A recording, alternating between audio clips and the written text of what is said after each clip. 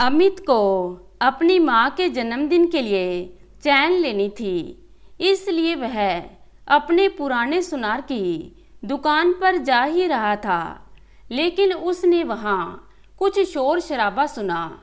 जब वो कुछ पास पहुँचा तो उसने सुना कि सुनार एक लड़के से कुछ बहस कर रहा है।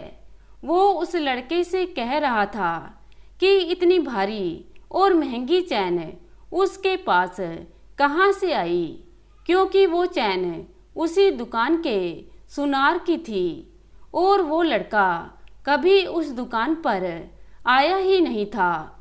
वो लड़का भी बार बार सुनार से कह रहा था कि ये उसी की चैन है, पर सुनार उसकी बात सुनने को तैयार ही नहीं था।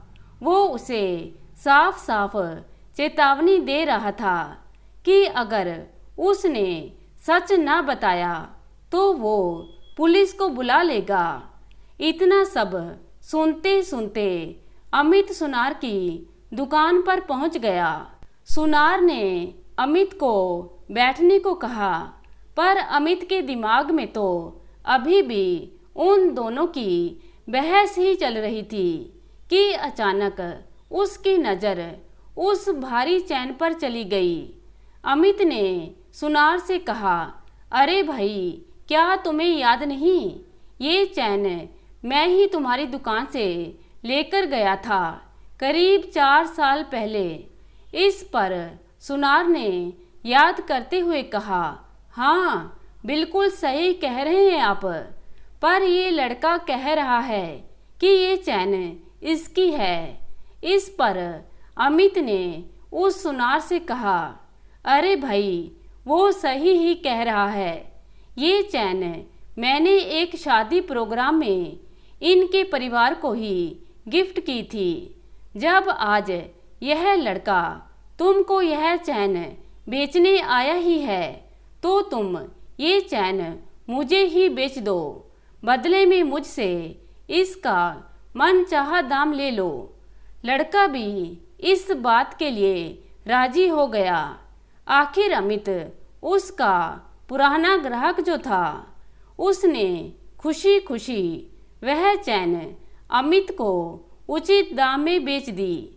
अमित जब दुकान से बाहर निकला तो वो लड़का अमित के पैरों में गिर गया और गिड़गिड़ा कर माफ़ी मांगने लगा।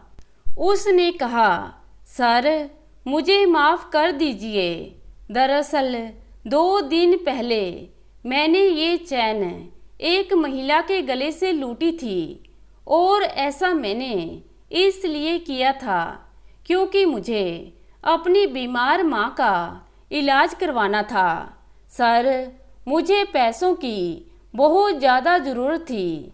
इस पर अमित ने उसे उठा लिया और समझाते हुए उससे कहा, अरे भाई, माँ तो मेरी भी है और तुम्हारी भी। अगर मेरी माँ की चीज़ तुम्हारी माँ के काम आ जाए तो मुझे खुशी होगी, पर मुझे नहीं लगता तुम्हारे जैसे समझदार व्यक्ति को ये काम करना चाहिए।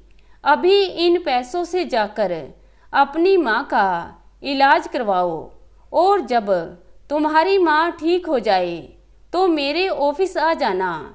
इस कार्ड के साथ तुम्हारी योग्यता के अनुसार नौकरी मिल जाएगी। इतना कहकर अमित अपनी माँ के पास चल दिया और वो लड़का अपनी माँ के पास। तो दोस्तों, कैसी लगी आज की कहानी? उम्मीद करती हूँ कहानी को पसंद करेंगे। धन्यवाद।